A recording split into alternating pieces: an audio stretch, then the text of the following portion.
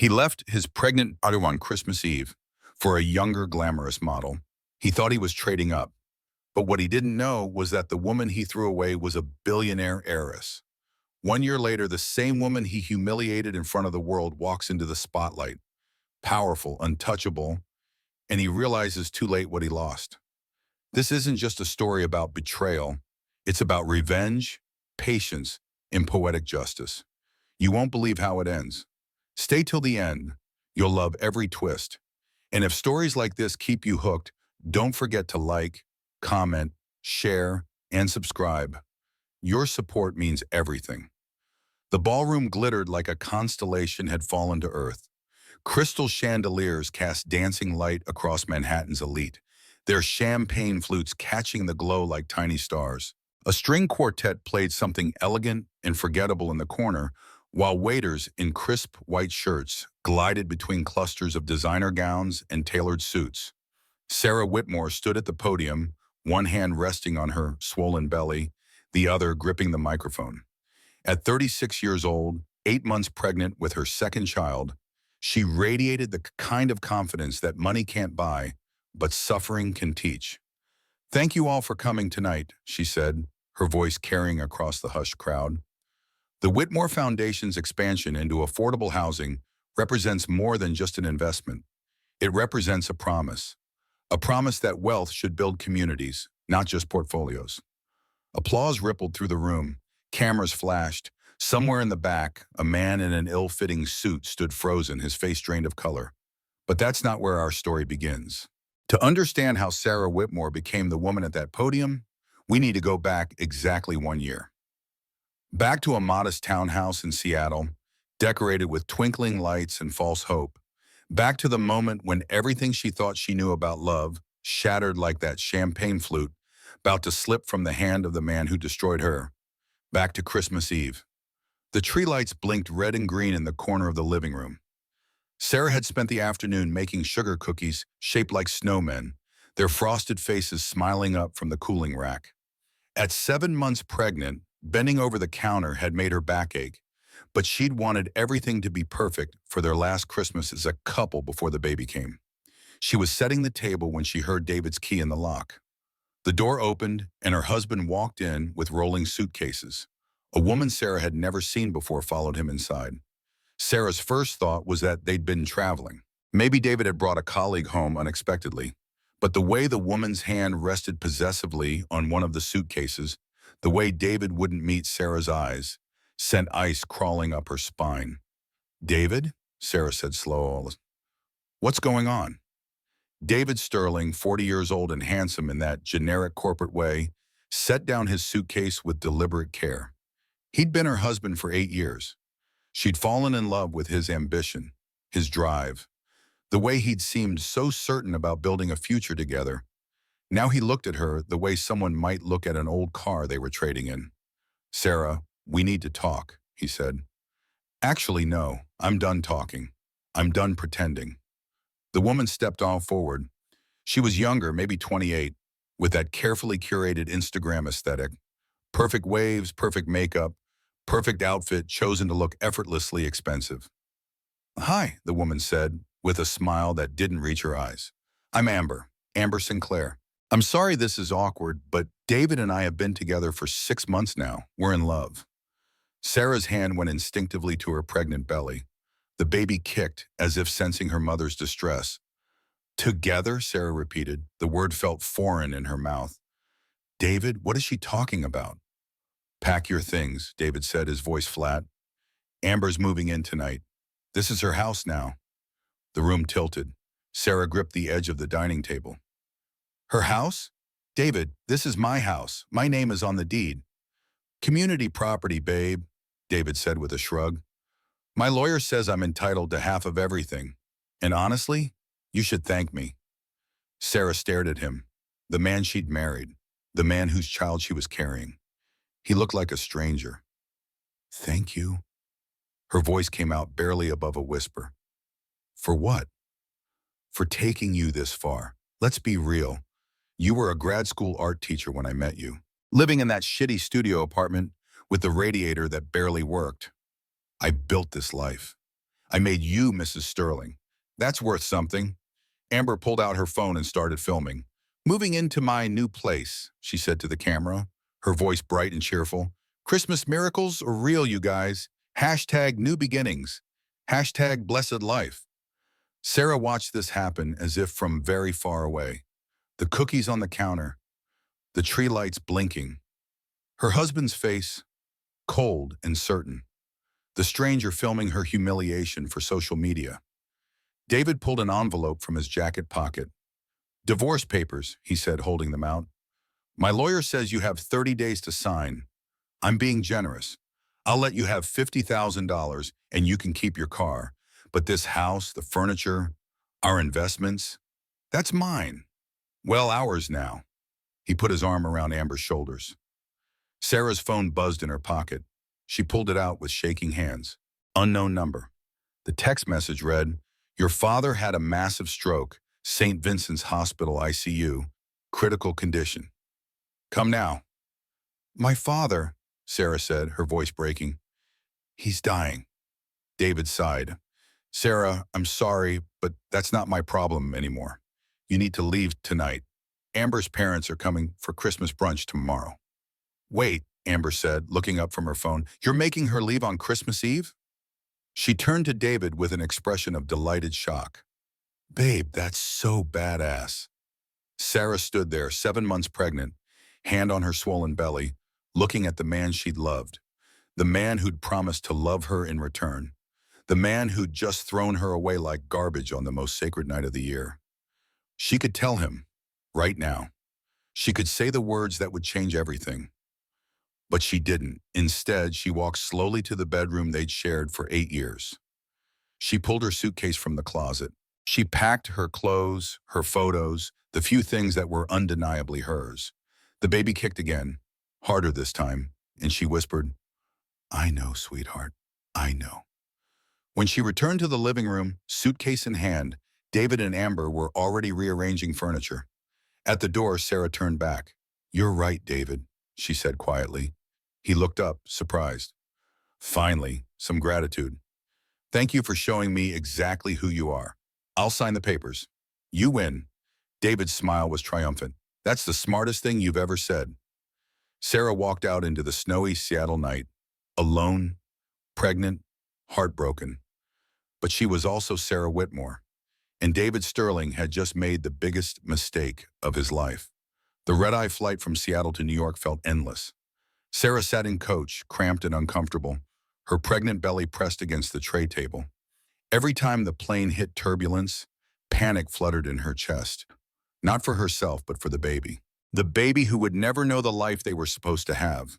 The baby whose father had just thrown them both away. She'd booked the ticket on her teaching salary credit card, $287 she couldn't afford. But her father was dying, and despite everything, despite 15 years of silence and resentment, she had to see him. St. Vincent's Hospital loomed gray and imposing in the pre-dawn darkness. Sarah checked in at the ICU desk, gave her name, and watched the nurse's expression shift from professional sympathy to something else. Recognition, maybe, or surprise. Room 412, the nurse said softly. Ms. Whitmore, your father's attorney is already here.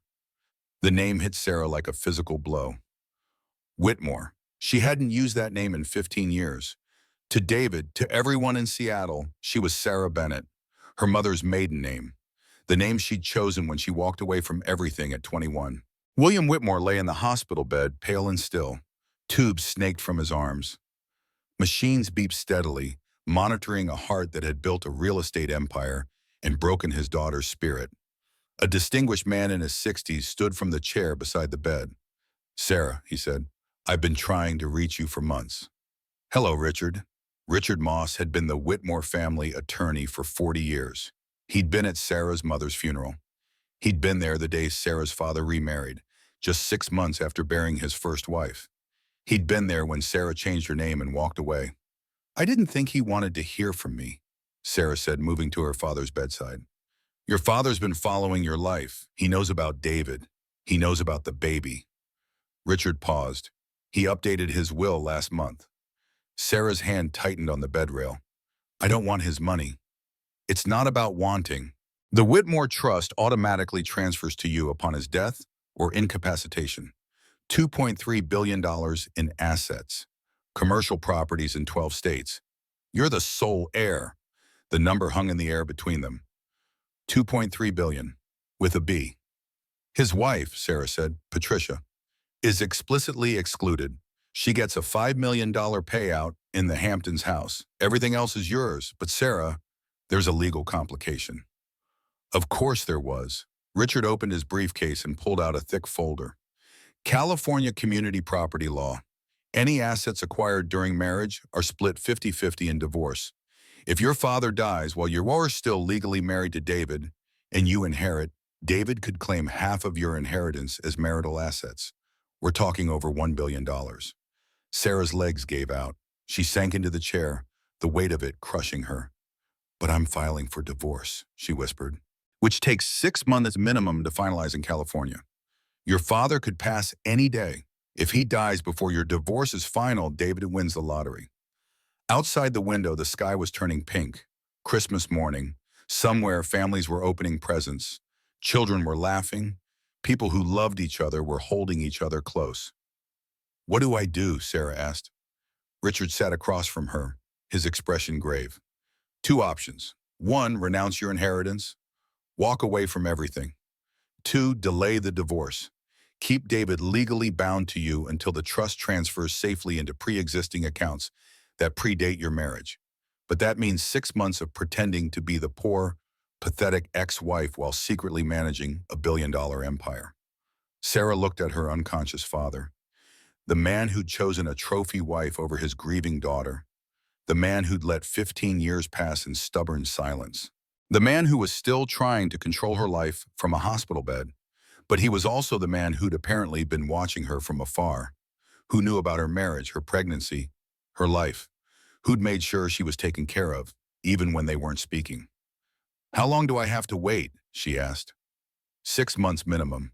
We need to establish that these trusts existed before your marriage, transfer them to offshore holdings, then bring them back through your pre-marriage identity as Sarah Whitmore.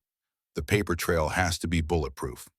So I have to stay Sarah Bennett Sterling for 6 more months while David parades his new girlfriend around? Yes, and you cannot access any Whitmore money during that time. 1 transaction, 1 luxury purchase, 1 slip, and David's lawyers will find it. You have to stay poor. Sarah almost laughed.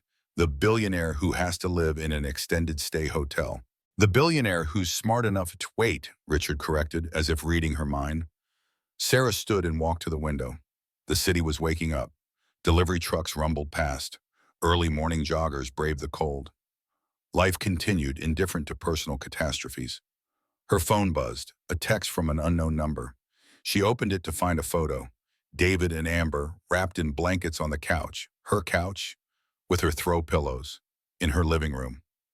The caption read, "First Christmas in our new home. So blessed." The pain in Sarah's abdomen started as a cramp. Then it intensified.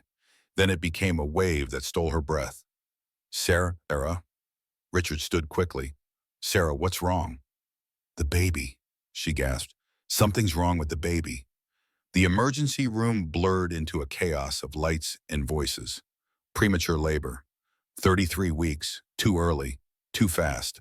They rushed her into surgery. Emergency cesarean section. Sarah remembered thinking, absurdly, that David should be here, that she shouldn't have to do this alone. Then she remembered that David had chosen to make her do this alone. The anesthesia pulled her under, and when she woke, the world had changed. You have a son, the doctor said. 3 pounds, 12 ounces. He's in the NICU, but he's fighting. You can see him soon. Sarah lay in the recovery room, body aching, heart shattered, watching her tiny son through the glass. He was so small, impossibly small, covered in tubes and monitors, but alive, fighting. A nurse brought her phone. 57 messages, none from David, but 3 from Amber's public Instagram account, tagged with Sarah's location. Photos of her and David celebrating Christmas, opening presents, toasting with champagne. To new beginnings, the caption read. Sometimes the trash takes itself out. Sarah blocked the account. Then she opened her email and found the divorce papers David's lawyer had sent. Attached was a note. Sign these promptly. Every day you delay costs my client money and peace of mind. She could sign them right now. Be done with this nightmare, or she could wait. Ms. Whitmore? Richard stood in the doorway, still in his coat. Your father woke up this morning. He's asking for you, and he signed the emergency trust documents. The clock has started. 6 months from today, everything transfers to you. But until then, I'm nobody, Sarah finished. Exactly. Sarah looked at her son. The baby David didn't even know had been born. The baby she'd carried alone through humiliation and heartbreak. Tell the lawyer I need more time, she said. Tell them I'm recovering from emergency surgery. Tell them whatever you need to tell them. But I'm not signing anything for 6 months. Richard smiled grimly. Understood. Can I ask what you're going to do during those 6 months? Sarah's expression hardened. I'm going to let David bury himself. The extended stay America in Bellevue smelled like industrial cleaner and other people's microwave dinners. Sarah sat on the edge of the double bed, pumping breast milk with a machine that whirred and clicked in the silence. Through the thin walls, she could hear a television playing game shows and someone's bass-heavy music. Her son James slept in the portable crib beside her, home from the NICU for 3 days now, still so small, still needing special formula and monitoring equipment that beeped if his breathing became irregular.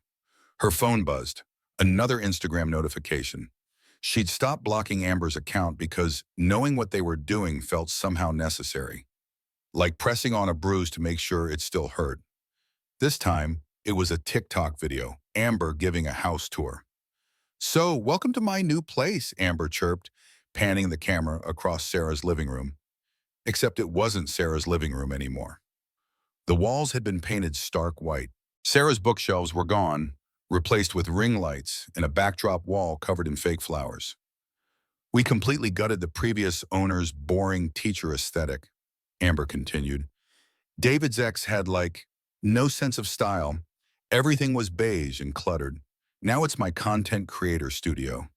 The camera focused on Amber's face, perfectly made up, expression dripping with false sympathy, and honestly, I think I did her a favor.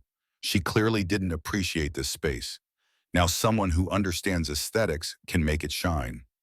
The video had 2.1 million views. The comments were worse than the video itself. She upgraded. The first wife was giving library vibes. This is what happens when you don't prioritize your appearance. Sarah closed the app and set the phone face down. James stirred in his crib, making the little mewing sounds that meant he'd be hungry soon. Sarah finished pumping, stored the milk, and lifted her son carefully. He was so light, so fragile, so completely dependent on her. It's okay, she whispered, settling him against her shoulder. We're going to be okay. But she wasn't sure she believed it. By the end of January, Sarah had established a new routine. Mornings, she taught 2 art classes at the community college. Afternoons, she worked at a craft store in Kirkland.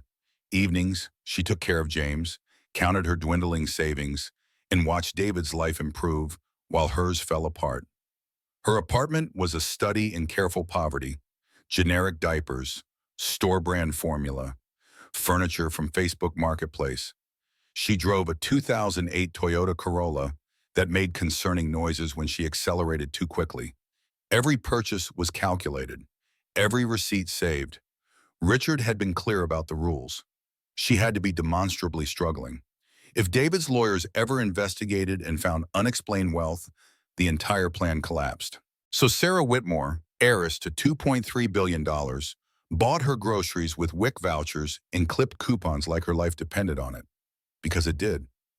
Ms. Sterling? Sarah looked up from her desk at the community college. A student stood in the doorway, hesitant. It's Bennett now, Sarah said automatically. She'd started using her maiden name again, even though legally she was still Sarah Sterling until the divorce finalized. What can I help you with, Jessica? I just wanted to say thank you for the extension on the project.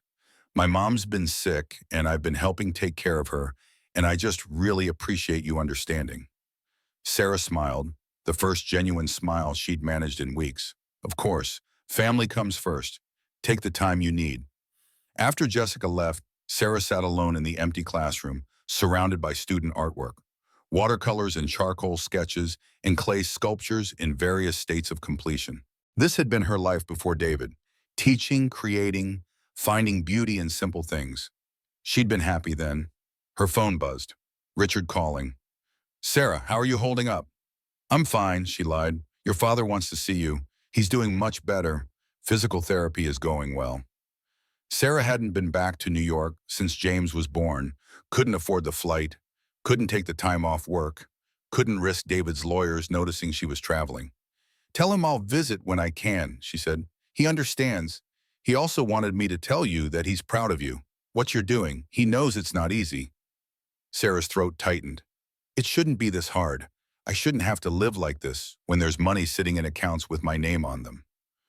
"4 more months," Richard said gently. "You're halfway there."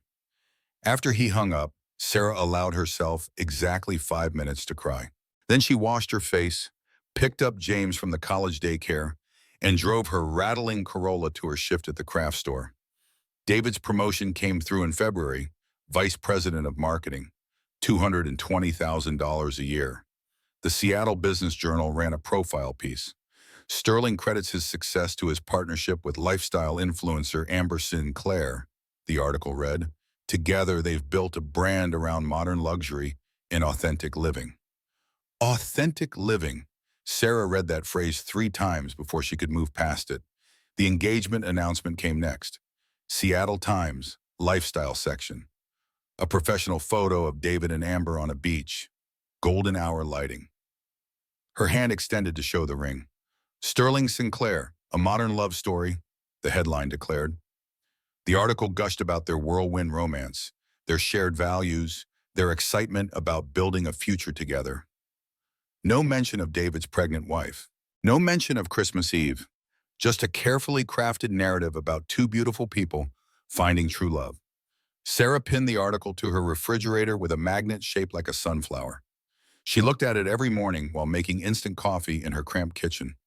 Remember, she told herself, remember exactly who they are. In March, Amber's Glow Up series went viral. A string of TikTok videos documenting the house transformation. Video 1. Point of view, he finally chooses the woman who matches his ambition. Side-by-side photos. Sarah in mom jeans and a cardigan. Amber in designer athleisure. Video 2. When you realize he was just settling. A tour through the house, pointing out all of Sarah's mistakes. Too many books, too many plants, not enough clean lines. Video 3. Before and after, from frumpy to fabulous. The bedroom makeover. Sarah's cozy reading nook replaced with a minimalist design. Her artwork taken down, replaced with motivational quotes in generic fonts. Each video had millions of views. Each comment section was a knife to the heart. She did him a favor by leaving. The upgrade is insane. First wife, literature. Second wife, legacy. Sarah watched every video, read every comment, let the hatred fuel her resolve. She also documented everything. Screenshots saved in a folder labeled evidence. Not for court, for herself. So she'd never forget. So she'd never doubt that what she was doing was necessary. In April, Sarah's breaking point came at Walmart, 11 p.m. on a Thursday. She stood in the pharmacy aisle, James strapped to her chest in a worn baby carrier, staring at the feminine hygiene products. The name brand postpartum pads she needed were $14.99. The generic brand was $9.47. She had exactly $12 in her checking account until her craft store paycheck cleared on Friday. 2 young women walked past, talking loudly about their weekend plans. Bottle service at that new club downtown. That designer bag one of them had been eyeing. Whether $300 was too much for a pair of shoes. Sarah bit her lips so hard she tasted blood. Her phone rang. "Richard," she answered without greeting. "I can't do this anymore." "Sarah, I'm standing in Walmart at midnight because it's the only time James sleeps through shopping. My C-section scar still hurts when I bend over. I'm trying to decide if I can afford the good postpartum pads or if I need to buy the cheap ones that leak. And my ex-husband just posted Instagram photos of him and his girlfriend, at a Michelin star restaurant in Bellevue. 2 more months, Richard said. 2 more months of what? Humiliation, poverty, and watching him live my life with someone else? 2 more months until you never have to be this person again. Sarah laughed bitterly. What if I just take the 50,000 and walk away? What if I sign the papers and let him win? You could, Richard said. But then David wins, and Amber wins, and every woman who's ever been called not enough loses. I'm not doing this for other women. I'm doing this because I'm tired of being stepped on. Good. Anger is better than despair. Use it. Sarah bought the generic pads. She drove home in her rattling Corolla. She fed James and put him to bed and sat alone in her dim apartment, eating ramen and looking at the Seattle skyline through her window. Somewhere out there, David was sleeping in her bed, in her house, living her life, but not for much longer. David Sterling had never felt more successful. The promotion, the new salary, the beautiful girlfriend who understood his ambition. This was the life he'd always wanted, the life he deserved. "Babe, come look at this," Amber called from the living room. He found her on the couch, laptop open, scrolling through analytics for her TikTok account. "The house tour video just hit 3 million views," she said, grinning. "And I got 5 new brand deal inquiries today. FabFitFun wants to sponsor a video. Revolve is sending free clothes. HelloFresh is offering $2,000 for a kitchen integration." David kissed the top of her head. "That's amazing. I told you this would work." "We're a power couple," Amber said, tilting her head back to look at him. "You know that, right? Like people are watching us. We're building something real here." She wasn't wrong. David's professional network had expanded exponentially since he started dating Amber. Her 400,000 Instagram followers translated into visibility for him too. Clients who wanted to work with the company that employed the guy dating the lifestyle influencer. Speaking invitations. Podcast appearances. He was being seen. Finally. His phone buzzed with the text from his lawyer. Sarah's attorney filed for another extension on the divorce proceedings, David read aloud. Something about custody arrangements and financial discovery. Amber rolled her eyes. "She's stalling, trying to squeeze more money out of you." "There's no more money to squeeze. She's entitled to discovery. It's normal." "How much longer?" "Maybe 3 more months, but honestly, let her suffer a little. She'll take whatever we offer eventually. She always does." Amber smiled and returned to her laptop, already planning her next viral video. The wedding planning began in earnest in May. "I'm thinking the Edgewater," Amber said, flipping through venue brochures at their dining table. "Waterfront views, very Seattle. We could do golden hour photos on the pier." David looked at the pricing sheet and suppressed a wince. $75,000 for the venue alone. But Amber had convinced him that the wedding would be content gold. Sponsored posts, brand partnerships. They'd make the money back and then some. "Whatever you want," he said. "I also think we should upgrade the house," Amber continued. "The kitchen is fine, but it's not Instagram kitchen.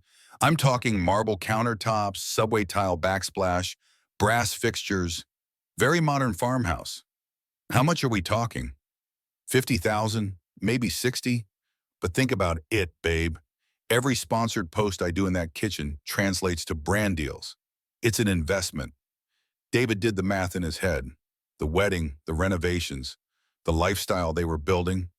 His salary was good, but it wouldn't cover everything. They'd need to take out a loan, use savings, max out some credit cards. But it would be worth it. This was what success looked like. You had to spend money to make money. Everyone knew that. "Let's do it," he said. Amber squealed and threw her arms around him. "This is going to be amazing. We're going to have the most beautiful wedding, the most beautiful life." David believed her. Why wouldn't he? Everything was finally falling into place. Amber's beauty line launched in late May with significant fanfare.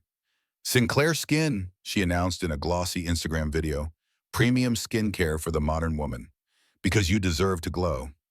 She'd convinced David to invest $200,000 in the venture, his savings plus a business loan. But the projections were solid. Her audience was engaged. The pre-orders had been strong.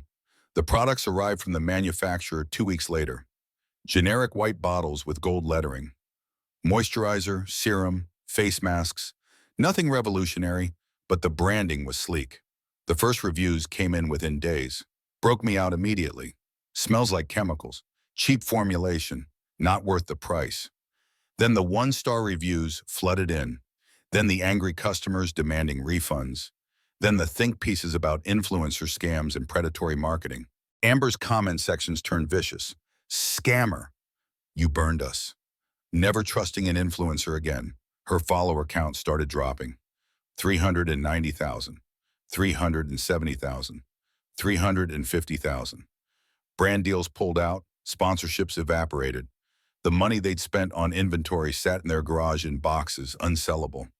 David came home one evening to find Amber crying on the couch. It's ruined, she sobbed. My whole brand, my reputation, everything. We'll fix it, David said, but his voice lacked conviction. They just lost $200,000. The loan payments would start coming due. The wedding deposits were non-refundable. The kitchen renovation was half finished, and his company had just announced layoffs. I'm sorry, David, but we're restructuring. Your position is being eliminated. David sat in his boss's office, the words not quite making sense. Eliminated? But I just got promoted. The promotion was before the third quarter numbers came in. We're cutting costs across the board. You'll receive 3 months severance. I'll write you a strong recommendation letter. 3 months severance. He'd budgeted for a $220,000 salary. Now he'd be making nothing, with a $75,000 wedding venue bill coming due, with loan payments on a failed beauty line, with renovation costs he couldn't stop now. He called Amber from the parking lot. They laid me off. Silence, then, what? Budget cuts. I'm out, effective immediately. But the wedding, the house, the money we owe. I know. David, we're fucked. We're completely fucked. That night, they had their first real fight. How did you not see this coming? Amber shouted. You said it would make millions. You had the business plan. I had projections. You're supposed to be the business expert. I believed in you. Well, maybe you should have believed in a prenup like I suggested. The words hung between them like broken glass. A prenup? David said slowly. Are you saying you want out? Amber's expression shifted, calculating. I'm saying we're not in the position I thought we'd be in when I agreed to marry you. Meaning? Meaning I need to think about my future, my brand, my career. And right now, being attached to you isn't helping any of those things. She went to bed in the guest room. David stayed up, scrolling through his phone, looking at job postings he wasn't qualified for and calculating debts he couldn't pay. His lawyer called the next morning. Good news, Sarah's agreed to finalize the divorce. Papers should be processed by end of week. You're almost free. David felt nothing resembling relief, just a hollow certainty that everything he'd built was collapsing around him. Great, he said. That's great. But it wasn't great. Nothing was great. He just didn't know yet how much worse it was about to get. Sarah marked June 1st on her calendar with a red pen. 1 month left. 30 days until the trust transferred. 30 days until she could stop pretending to be broke. 30 days until David discovered exactly what he'd thrown away. Your father wants you to know that the final paperwork is being prepared, Richard said during their weekly call. Everything's moved through probate faster than expected. Patricia's legal challenge was dismissed with prejudice. The judge called her claim frivolous and opportunistic. Sarah smiled despite herself. Patricia, her father's second wife, had tried to contest the will on grounds of diminished capacity. She'd argued that William had been unduly influenced by Sarah after his stroke. The judge hadn't been sympathetic. Once the divorce finalizes, Richard continued, we'll need to schedule the public announcement. Your father wants to do a formal press conference. Announce his retirement. Introduce you as the new CEO of Whitmore Holdings. How big of a news story will it be? Front page of Bloomberg, Wall Street Journal, Forbes. We're talking about one of the largest private transfers of wealth in recent history. And the daughter nobody knew existed taking over a multi-billion-dollar empire? That's a story that writes itself. Sarah looked around her tiny apartment. Generic furniture from IKEA, mismatched dishes, a leak in the bathroom ceiling that her landlord kept promising to fix. James slept in his crib, peaceful and unaware that his entire world was about to transform. I want the divorce finalized before any announcement, Sarah said. Not the same day, not the same week. I want it done, filed, official, and irreversible before David even knows what's happening. Smart. I'll coordinate with the court. We can push for expedited processing. How long? If everything goes smoothly, divorce finalized by June 15th. Trust transfer complete by June 20th. Press conference June 22nd. 1 week between divorce and revelation. 1 week for David to think he'd won before discovering he'd lost everything. Sarah allowed herself a moment of dark satisfaction. Let's do it. The divorce papers came through on June 14th. Official, stamped, final. Sarah Bennett Sterling was no longer married to David Sterling. She sat at her kitchen table holding the document, feeling nothing but cold certainty. 8 years of marriage dissolved in legal language and notary stamps. Her phone rang, David's number. She answered without speaking. It's done, David said. His voice was flat, exhausted. We're officially divorced. I know. I just wanted to say I'm sorry about how it ended, about Christmas Eve. I was cruel. I shouldn't have done it like that. Sarah waited. Amber and I aren't working out, David continued. The business stuff got complicated. The wedding's probably off. Everything's kind of falling apart. I'm sorry to hear that. Yeah, well, I guess karma's real, right? He laughed bitterly. I left my pregnant wife for an Instagram model, and now I'm unemployed and broke. The universe has a sense of humor. It does, Sarah agreed quietly. For what it's worth, I hope you're doing okay. You and the baby. I saw in the court documents that you had a boy. James was. We're fine. Good, that's good. Okay, I guess this is it. Goodbye, Sarah. Goodbye, David. She hung up and immediately called her lawyer. File the name change paperwork. Effective immediately. Sarah Bennett Sterling is now legally Sarah Whitmore. Done. Anything else? Yes. Schedule the press conference for June 22nd. 9 a.m. Whitmore Holdings corporate office. Invite every major financial publication. This needs to be impossible to miss. Understood. Sarah? Yes? Congratulations. You made it. Sarah looked at her son sleeping peacefully. At the calendar marked with red ink, at the life she'd built from scraps while sitting on a fortune. Not yet, she said, but soon. June 22nd dawned clear and bright. Sarah woke at 5 a.m., fed James, and left him with the nanny she'd secretly hired 2 days earlier. The nanny had been thoroughly vetted, background checked, NDA signed. Everything from here would be public record. Sarah drove to Manhattan in a car service, also arranged quietly through Richard's office. She kept her Toyota Corolla to maintain appearances until the last possible moment. But today required a different kind of presence. The Whitmore Holdings building stood 60 stories tall in Midtown. Sarah had avoided coming here for 15 years. Now she walked through the lobby like she owned it. Because she did. Her father waited in the executive suite, standing with a cane but steady on his feet. Months of physical therapy had returned his strength. Sarah, he said softly, Dad. They'd had this conversation already. The apologies, the explanations, the careful rebuilding of trust between two stubborn people who'd both been wrong. But seeing him here in this context made it real. Are you ready? He asked. Yes. Patricia sent a message, said she hopes you fail spectacularly. Sarah smiled coldly. Patricia can watch me succeed spectacularly instead. The press conference room filled quickly. Bloomberg, Wall Street Journal, Forbes, CNBC, local news, financial bloggers, everyone who mattered in the world of commercial real estate and high finance. Richard approached with a final briefing. Standard questions about your background, your plans for the company, your relationship with your father.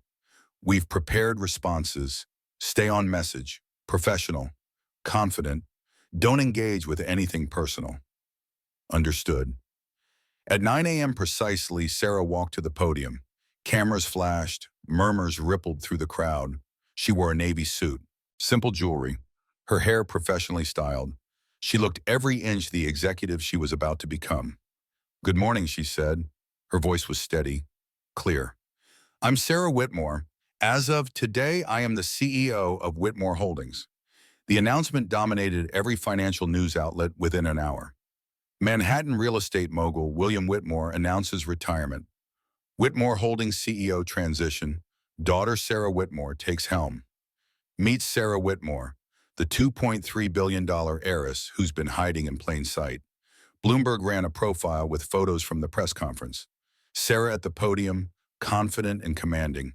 Sarah shaking hands with board members. Sarah standing beside her father, the passing of an empire captured in a single frame. Forbes published an analysis of the trust transfer. The timeline, the assets, the staggering scope of wealth-changing hands. Every major outlet picked up the story. Some mentioned Sarah's past, her mother's death, her estrangement from her father, her quiet life in Seattle. None of them mentioned David. Yet, David Sterling was eating cereal when his phone exploded. The first text came from Marcus, his college roommate. "Dude, is this your ex-wife?" Then Kevin from his old company. "Bro, dude, did you know?" Then his brother, his mother, 3 former co-workers, and a guy he'd played soccer with in high school. "Your ex is a billionaire?" David opened Bloomberg on his phone. The top story loaded slowly, probably because his internet was getting throttled for late payment. Then he saw the photo. Sarah. His Sarah, except not his anymore, and apparently never really his to begin with. She stood at a podium wearing a suit he had never seen, looking confident in a way she'd never looked when they were married. The headline read, "Sarah Whitmore assumes control of $2.3 billion real estate empire." His coffee mug slipped from his hand. It shattered on the floor in slow motion, coffee spreading across the tile like spilled blood. "What?" He said the word out loud, to no one. "What?" Amber appeared from the bedroom, yoga mat in hand. "What's wrong?" David couldn't speak. He handed her the phone. Amber's face went through several expressions in rapid succession. Confusion, disbelief, horror, then calculation. "That's Sarah," she said slowly. "I know.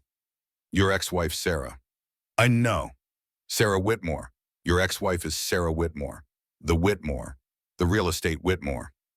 David grabbed his laptop and started Googling frantically. Sarah Whitmore, Seattle. Sarah Bennett Whitmore. He cross-referenced old wedding photos with the Bloomberg images. It was her. "When did your divorce finalize?" Amber asked, her voice dangerously quiet. David pulled up the paperwork. "June 14th, 8 days ago." "Why?" Amber was already reading the Forbes article. "Ms. Whitmore assumed control of the family trust following a 6-month transition period that concluded this week." She read aloud. "The trust transferred on June 20th. The math assembled itself in David's brain like a car crash in slow motion. "I was married to her during the trust transfer," he said. "Yes." "Community property law?" "California." "Yes." "If I'd still been married when she inherited, you'd be entitled to half of $2.3 billion. Amber's voice was mechanical. "That's $1.15 billion. With a B. David's legs gave out. He sat on the floor, surrounded by broken ceramic and spilled coffee. "But I rushed the divorce," he said. "I pushed it for it to finalize quickly. Because you thought she was a broke art teacher trying to take your money." The full scope of his mistake crashed over him like a tsunami. "Oh my God, oh my God, I divorced a billionaire for you." Amber's expression went ice cold. "Excuse me? If I'd just waited one more week." "You didn't know to wait, David. You didn't know because you never asked. You never saw her." "This is insane. This is insane." David was on his feet, pacing. "I need to call my lawyer. I can contest this. Fraud. She committed fraud by hiding her identity." Amber laughed without humor. "Yeah, I'm sure judges will love the argument that you would have stayed married if you'd known she was rich. That'll make you look great." David sank back down. The reality was settling in like concrete. He'd been married to Sarah Whitmore, actual billionaire Sarah Whitmore, and he'd left her on Christmas Eve while she was pregnant for an Instagram influencer with a failed beauty line. He'd thrown away more than $1 billion because he hadn't bothered to know his own wife. "I need to fix this," he said. "I need to call her, apologize, explain that if you'd known, you would have what? Stayed with her?" Amber's voice dripped with contempt. You want to call her and say, sorry I left you, but if I'd known you were rich, I would have stuck around? Do you hear yourself? David's phone kept buzzing, text after text, call after call. He opened Twitter and found his name trending. Man fumbles $1 billion on the 1-yard line. Point of view, you divorce your wife and she becomes a billionaire the next day.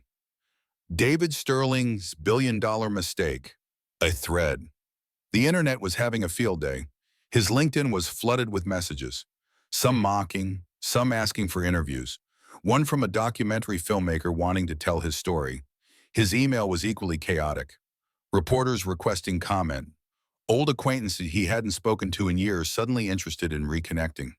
And through it all, Sarah's face on Bloomberg. Confident, successful, powerful. Everything he thought he wanted. Everything he'd been chasing with Amber and the lifestyle brand and the Instagram presence. She'd had it the whole time. She'd been sitting on an empire while he treated her like garbage. Amber was already packing. What are you doing? David asked. What does it look like? I'm leaving. You're leaving? Now? David, I attached myself to you because I thought you were successful, stable, going places. You're none of those things. You are unemployed, in debt, and you just became the most mocked man on the internet. My brand can't survive being associated with this disaster. Your brand, your brand. I invested everything in your brand. I lost my job because of your brand. And I lost my reputation because of your decisions. We're done. She pulled her suitcase from the closet, the same suitcase she'd rolled into this house 18 months ago, and started throwing clothes into it. David watched her pack, watched her take the throw pillows she'd bought, the coffee maker, the decorative items that had replaced Sarah's books and plants. Within 2 hours, Amber was gone. David sat alone in the house that used to be Sarah's, surrounded by empty rooms and broken dreams, and understood with perfect clarity that he'd destroyed his life for absolutely nothing. The meme started within hours. A TikTok user created a video showing David and Amber's Instagram posts side by side with Sarah's Bloomberg coverage. 3 million views in 24 hours. Explaining how David Sterling fumbled the bag of the century became a 12-part series from a financial advisor with 2 million followers. Lawyers weighed in with analysis of community property law. If he'd waited 48 more hours, he'd be entitled to half, one popular legal commentary account explained. This is a $1.15 billion mistake. YouTube think pieces multiplied. The psychology of status chasing, a cautionary tale. How one man's greed cost him everything. Sarah Whitmore, the ultimate revenge story. The hashtag David Sterling trended for 3 consecutive days. Twitter users were merciless. Imagine explaining to your future kids that you had $1 billion and traded it for Instagram likes. This man left a pregnant billionaire on Christmas Eve. The universe has a sense of humor, and her name is Sarah Whitmore. David's face became a meme. Screenshots from his old LinkedIn, photos Amber had posted of them together, always with captions highlighting his catastrophic mistake. Reporters camped outside his apartment building. He couldn't leave without cameras in his face. Mr. Sterling, do you regret your decision? David, did you know your wife was wealthy? Any comment on the divorce timing? He stopped answering, stopped going outside, ordered groceries for delivery, and watched his life become a cautionary tale in real time. Meanwhile, Sarah's star rose. Forbes ran a cover story, The Heiress Who Chose Herself. Wall Street Journal published a profile. Sarah Whitmore's strategic patience. Good Morning America invited her for an interview. She declined, but the segment ran anyway. Billion-dollar divorce mistake. How one woman's silence became her power. Women's business conferences requested her as a speaker. TED wanted her for a talk. Harvard Business School asked her to guest lecture. The narrative crystallized quickly. Woman told she wasn't enough reveals she never needed validation. Sarah handled it all with professional grace. She gave no interviews about David, made no public comments about her marriage, simply focused on her work at Whitmore Holdings, which made the contrast even more devastating. David, unemployed and mocked. Sarah, celebrated and powerful. David, desperately trying to explain himself to anyone who would listen. Sarah, declining all personal interviews and letting her success speak for itself. The optics couldn't have been worse for David. Amber characteristically pivoted fast. She posted an emotional YouTube video 3 days after the news broke. I was manipulated too, my truth about David Sterling. Sitting on a couch, minimal makeup, looking vulnerable and honest, she told her story. He told me his ex was toxic, controlling, holding him back from his potential. I believed him because I had no reason not to. I thought I was helping someone escape an unhealthy marriage. She wiped away tears. I had no idea who Sarah really was. He clearly didn't either. And now people are calling me a homewrecker and a gold digger, but I'm a victim here too. I trusted a man who didn't even know his own wife. How could I have known what he didn't know? The comments section filled with support. She's right, he played both of them. Amber deserves better too. The real villain is the man who couldn't see value in either woman. Within a week, Amber's follower count was back up, 600,000, growing daily. She launched a podcast called Red Flags and Receipts about toxic relationships and learning to spot manipulative men. The first episode, when he leaves his pregnant wife on Christmas. She never said David's name. Didn't need to. Everyone knew. The podcast hit #3 on Apple's charts.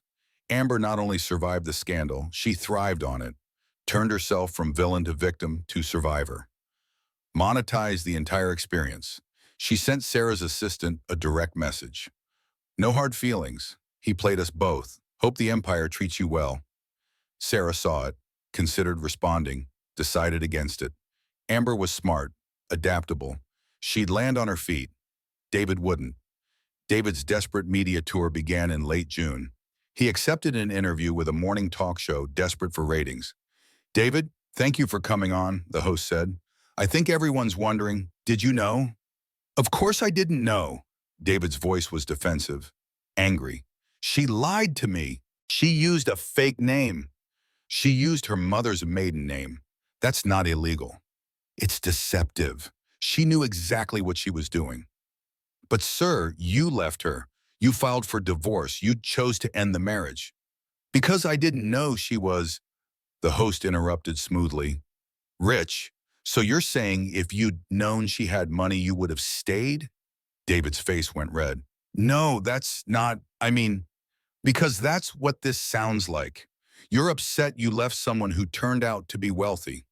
The studio audience murmured, not sympathetic sounds. She manipulated me. The timing is too convenient. The trust transfer timeline is public record.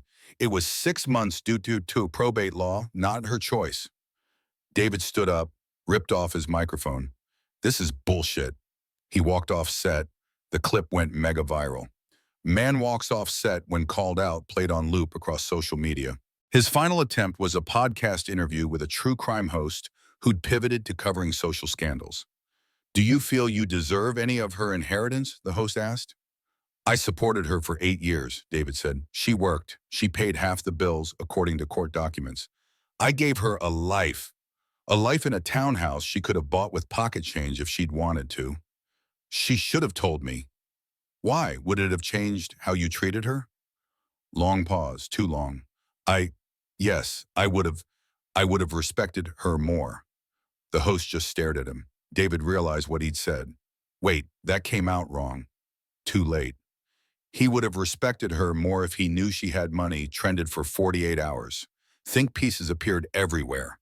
David Sterling and the problem was status-based respect. Why men like David Sterling think wealth equals worth. The quiet cruelty of conditional love. David's former company issued a statement. Mr. Sterling resigned to pursue other opportunities. We wish him well in his future endeavors. He was unemployable, toxic, a walking cautionary tale. His lawyer stopped returning calls. His brother called to say their mother was embarrassed. Old friends unfollowed him on social media. He sat in his empty apartment, the furniture gone because Amber had bought most of it and taken it when she left, eating takeout on the floor, and watched news coverage of Sarah's glamorous press appearances. He'd lost everything, and the worst part was knowing it was entirely his own fault. 6 weeks after the announcement, Sarah received a message from building security. Ms. Whitmore, there's a David Sterling in the lobby. He's requesting to see you. No appointment. Sarah sat in her corner office 60 stories above Manhattan and considered her options. She could have security remove him, could ignore him completely, could maintain the professional distance she'd carefully cultivated, or she could face him. One final time. Let him up, she said. Her assistant looked surprised. Are you sure? Yes, I need to do this. David looked terrible. He'd lost weight. His suit was rumpled, like he'd been wearing it for days. Dark circles shadowed his eyes. His normally carefully styled hair was messy. He stopped in the doorway of her office, taking in the massive space. Floor-to-ceiling windows, original artwork. The view of the city spread out below like a kingdom. Nice place, he said. His voice was rough. David, Sarah remained seated behind her desk, professional, cool. What can I do for you, Joe? You could start by explaining why you lied to me for 8 years. I didn't lie, you never asked. I asked about your family. You said your father was in real estate. He is. You didn't say he was William Whitmore. You used a fake name. Sarah stood, her patience already fraying. Bennett was my mother's maiden name. I legally changed it after she died because I wanted distance from my father. I met you as Sarah Bennett. That wasn't deception. That was self-preservation.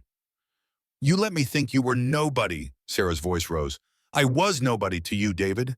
That's the point. When you thought I was just a teacher, I wasn't worth respecting. I wasn't worth staying faithful to. I wasn't worth keeping. That's not fair. You left me 7 months pregnant on Christmas Eve, Sarah was shouting now. Months of controlled fury finally breaking free. You brought your girlfriend to my house and told me to pack my things. You filmed it. You humiliated me online. And you did all of that when you thought I had nothing. So tell me, David, what would have been different if you'd known? Silence filled the office. David's shoulders sagged. When he spoke, his voice was barely audible. I would have stayed. Exactly. You would have stayed for the money. Not for me, not for our baby, for the lifestyle. For the status. So this was all revenge? Sarah shook her head, suddenly tired. No, this was survival. You think I wanted to spend 6 months living in poverty while sitting on billions?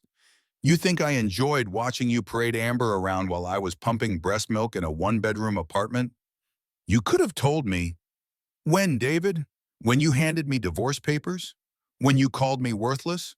When Amber posted videos mocking my clothes, my hair, my home? David ran a hand through his hair. I made a mistake. People make mistakes. Yes, and consequences are what teach us not to make them again. So you're just ruining my life? Sarah walked to the window, looking out at the city. I'm not ruining your life, David. I'm just not saving it. There's a difference. She turned back to face him. You want to know the really sad part? I would have given you money. If you'd left me with kindness. If you'd said, Sarah, I'm unhappy. I want a divorce. Let's do this respectfully. I would have helped you. Set you up. Made sure you were okay. But I didn't know. Exactly. Sarah's voice cracked. You didn't know I had money, so you treated me like garbage. You showed me your true character, and now you're furious that your cruelty cost you a fortune. David sat down heavily in one of her office chairs, put his head in his hands. I'm sorry, okay? I'm sorry. I was an asshole. I was wrong. I treated you horribly. I see that now.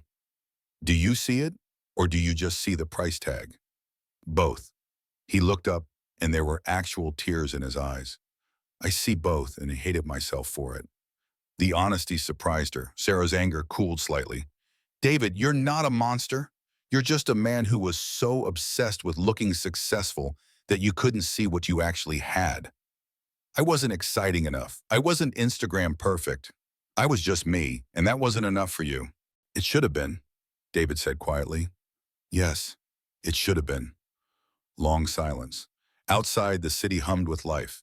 Inside, 2 people who'd once loved each other sat with the wreckage of what they'd become.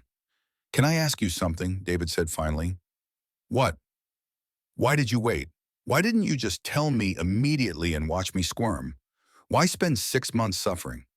Sarah returned to her desk, sat down, folded her hands carefully. Because if I'd revealed everything immediately, you would have fought me in court, claimed you deserved half because I hid assets. It would have been years of litigation. This way, the money was legally mine before the divorce finalized. Clean, uncontestable. David let out a bitter laugh. So you played me? No, I just didn't interrupt while you played yourself. He stood to leave. At the door, he paused. For what it's worth, I am sorry. About Christmas. About Amber. About all of it. I know you are. Does that change anything? No, sorry doesn't undo what you did. It just means you finally understand what you lost. David nodded, turned to leave. He's beautiful, by the way, he said softly. Our son. I saw pictures online. Sarah's expression softened slightly. Yes, he is. Would you ever let me meet him? Sarah considered this. The man who'd abandoned them, the father who hadn't been there, the human being who was genuinely trying to do better. When you're ready to be a father, not when you're ready to perform being one, call my lawyer, we'll arrange supervised visits. But David, her voice turned cold, if you hurt him the way you hurt me, I will make what happened to you look like mercy. I understand. He left. Sarah sat alone in her office. No triumphant music, no satisfaction, just exhaustion. She'd won. But winning felt a lot like losing, just with better furniture. 3 months later, the dust had settled into new patterns. David Sterling worked at a mid-level marketing firm in Tacoma. The salary was $85,000, less than half what he'd made before. The apartment was a studio in a less desirable neighborhood. The car was a 10-year-old Honda. He attended court-ordered co-parenting classes every Tuesday evening. They taught him about communication and boundaries and putting the child's needs first. Things he should have known already, but hadn't bothered to learn. Supervised visits with James happened twice a month, 1 hour each time. A social worker sat in the corner taking notes while David played with the blocks and tried to connect with a toddler who didn't know him. It was humbling, humiliating even. It was also necessary. His therapist, also court-mandated, helped him understand the narcissism that had driven his choices, the insecurity masked by ambition, the way he'd measured his worth by external validation. You didn't leave Sarah because she wasn't enough, the therapist said during one session. You left because you didn't think you were enough. And instead of doing the work to feel worthy, you found someone who made you feel important. David was learning, slowly, painfully, but learning. He deleted all social media, stopped reading articles about himself, focused on being present for the small life he was rebuilding. It wasn't the life he'd imagined, but it was real. And maybe that mattered more. Amber Sinclair's podcast had 2 million downloads and climbing. She'd pivoted from lifestyle influencer to relationship expert, chronicling her journey from toxic situationship survivor to empowered single woman. Her book, Upgrade: How I Survived the Sterling Scandal, hit the New York Times bestseller list. She was dating a venture capitalist now. No social media posts about him. She'd learned that lesson. But people who followed her closely noted the designer bags, the expensive restaurants, the subtle flex of a life upgraded once again. She occasionally referenced my ex's ex-wife in interviews, always with respect. Sarah Whitmore's goals, she said on a women's empowerment panel. She knew her worth even when no one else did. That's the energy we should all aspire to. It was savvy, self-aware, good for her brand. Amber had turned controversy into currency. She was fine. She'd always be fine. Sarah Whitmore's life transformed in ways both public and private. Whitmore Holdings thrived under her leadership.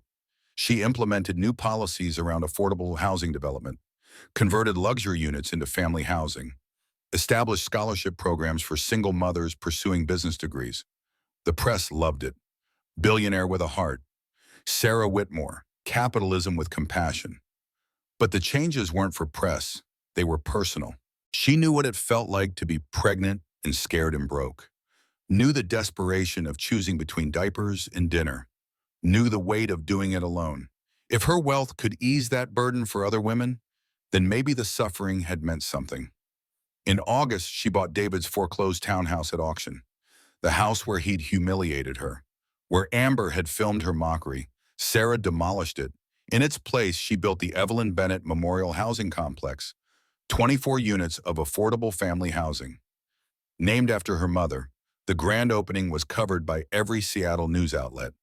Where Billionaire was humiliated, she now provides hope, read one headline. Sarah stood at the ribbon cutting, visibly pregnant with her second child, and spoke about second chances and choosing compassion over cruelty. The address where David had destroyed her life was now a place where struggling families could build theirs. It felt like poetry, like justice, like healing. She gave birth to her daughter in February, 8 pounds, 3 ounces, healthy and loud and perfect. This time she wasn't alone. Her father was there. Richard, the nanny who'd become like family, a circle of support she'd built carefully. David sent flowers to the hospital. White roses with a card that read, "Congratulations, she's lucky to have you." Sarah kept the card, not out of sentiment, just as a reminder of how far they'd both come. The supervised visits continued. David was consistent, which surprised her. Every other Sunday, without fail, he showed up sober, prepared, genuinely trying. James was starting to recognize him, called him Dada now, ran to him with chubby toddler legs during visits. It wasn't the family Sarah had imagined, but it was a family of sorts, broken and rebuilt, different but functional. "How's he doing?" Sarah asked the social worker after one visit. "Better, he's engaged, present, follows all the guidelines. I think we could potentially move to unsupervised visits in 6 months if this continues." Sarah nodded. "Keep the supervision for now, but thank you for the update." She wanted David to be a good father. Not for David, for James. Every child deserved a parent who showed up. On a Tuesday evening in September, Sarah sat in her Tribeca penthouse, daughter asleep in her arms, watching James play with blocks on the floor. Her father called. "The board voted," he said. "They want to rename the foundation after you, the Sarah Whitmore Foundation for Women and Families." "No," Sarah said immediately. "Keep it as Whitmore Holdings. This isn't about me." "It absolutely is about you. It's about the work. The work is what matters." Her father chuckled. "You sound like your mother." "Good." After they hung up, Sarah looked around her home, not ostentatious, comfortable, filled with baby toys and books and warmth. She'd won. In every measurable way, she'd won. But she'd also learned that winning isn't the same as healing, that revenge isn't the same as peace, that getting everything you wanted doesn't fill the holes left by what you lost. She was wealthy, powerful, successful. She was also scarred, careful, still learning to trust. The money hadn't fixed her. The victory hadn't healed her, but time might, and love, and the work of building something meaningful from the ruins of what she'd survived. That was enough. For now, it was enough. The Plaza Hotel glittered like a constellation had fallen to earth. Sarah Whitmore stood backstage at the Whitmore Foundation's annual gala, one hand on her pregnant belly, the other smoothing her dress. 18 months since that first press conference. 18 months of building and healing and learning to be the woman she'd always had the potential to become. "5 minutes, Miss Whitmore," a production assistant said. Sarah nodded, took a breath, prepared herself. The ballroom was filled with Manhattan's elite, philanthropists, business leaders, politicians, the same people who'd once looked through her when she was just Sarah Bennett, art teacher. Now they paid $50,000 a plate to hear her speak. The irony wasn't lost on her. Her father sat in the front row, recovered and proud. Her children were with the nanny in a private room nearby. James, almost 2 years old now. Her daughter Emma, 8 months. And somewhere in the back, because Patricia had invited him in a misguided attempt at reconciliation, was David Sterling. Sarah had known he'd be here, had prepared for this moment. "Ladies and gentlemen, please welcome Sarah Whitmore." She walked to the podium. The applause was immediate, genuine. She waited for it to fade. "1 year ago," she began, her voice clear and strong, "I stood in a hospital room alone on Christmas, holding my premature son. I had just been divorced, humiliated online, Called worthless by a man who'd promised to love me forever. The room was silent, listening. In that moment, I had two choices: reveal who I really was and destroy him immediately, or wait and see if the universe has a sense of poetic justice. A few knowing laughs rippled through the crowd. I chose patience, not because I wanted revenge, though I won't lie and say it didn't feel good, but because I needed to know something. I needed to know if he would treat me differently if he knew, if my value would suddenly increase because of my bank account.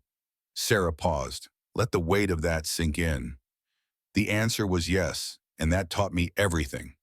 She looked directly at the cameras streaming the event live. My mother, Evelyn Bennett, used to say, "Money doesn't make you powerful, knowing yourself does." I spent 10 years hiding from wealth because I was afraid it would change me.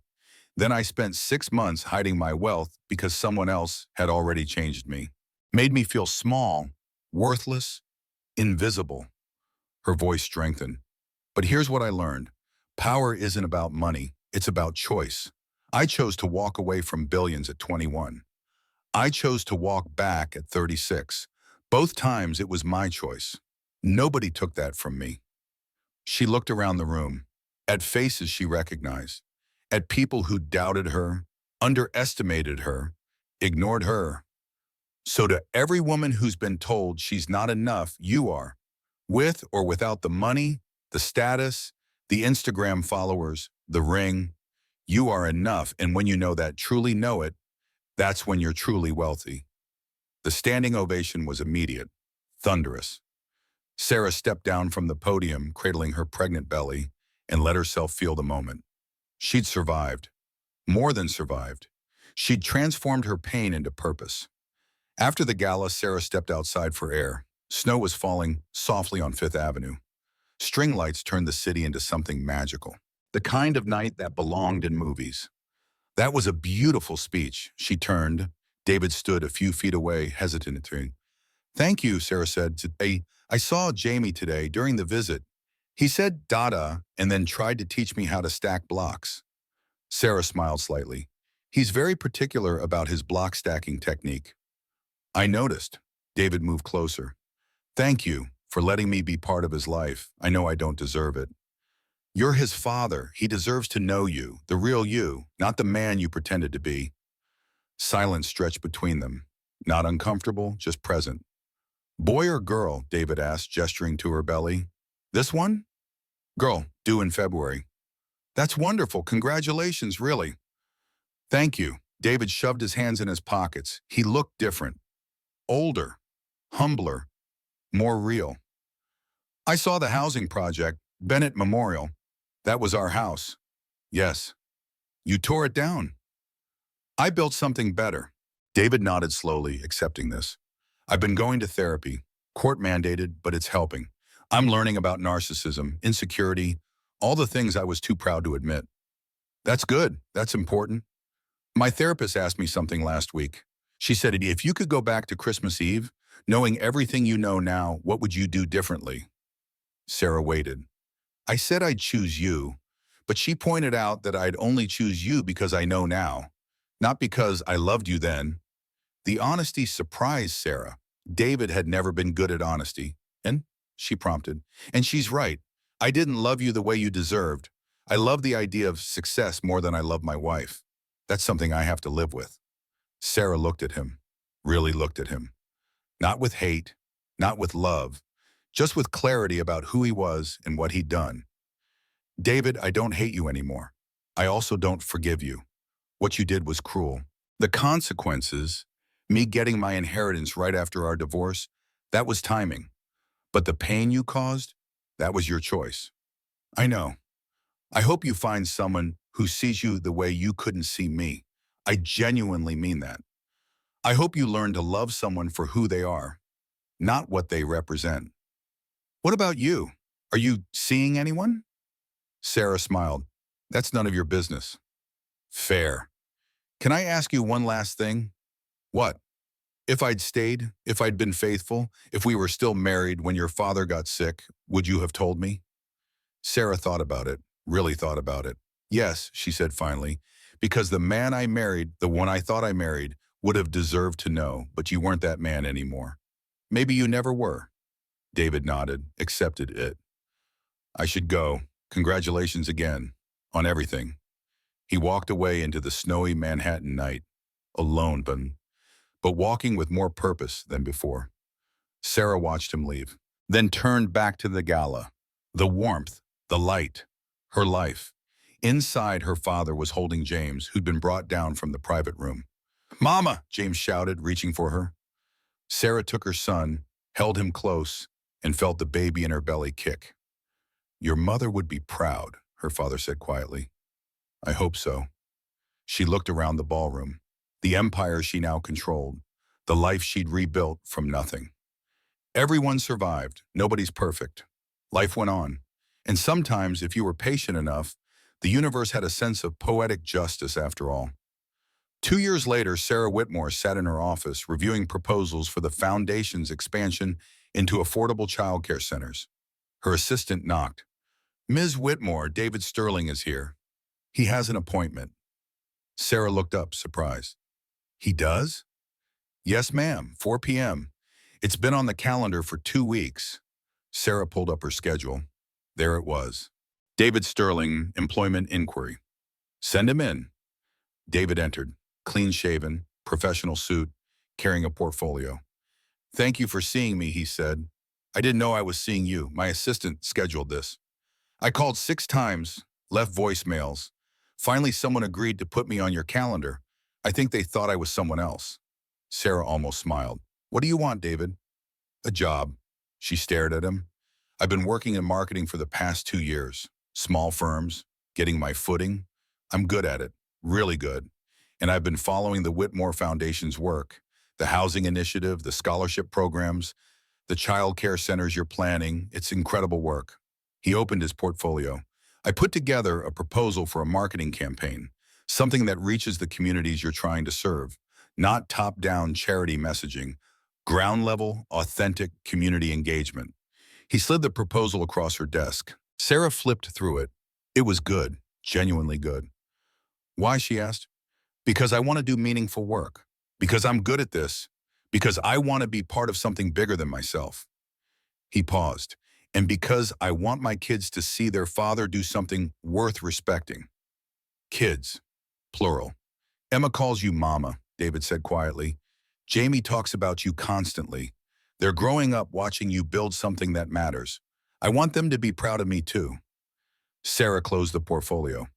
"I'll have HR review this. If they think it has merit, you'll go through the standard interview process. No special treatment. You'll be judged like any other applicant." "That's all I'm asking." David stood to leave. "David?" He turned. "This doesn't change anything between us. You understand that?" "I do." "Good." After he left, Sarah opened the proposal again, read it carefully. It was good, very good. She buzzed her assistant. "Send this to HR. Tell them I want it evaluated fairly." "Yes, ma'am." Sarah returned to her work. The proposals, the budgets, the endless decisions of running an empire. Outside her window, Manhattan glittered in the afternoon sun. She was Sarah Whitmore, CEO, mother, survivor, builder, and she was finally, truly free.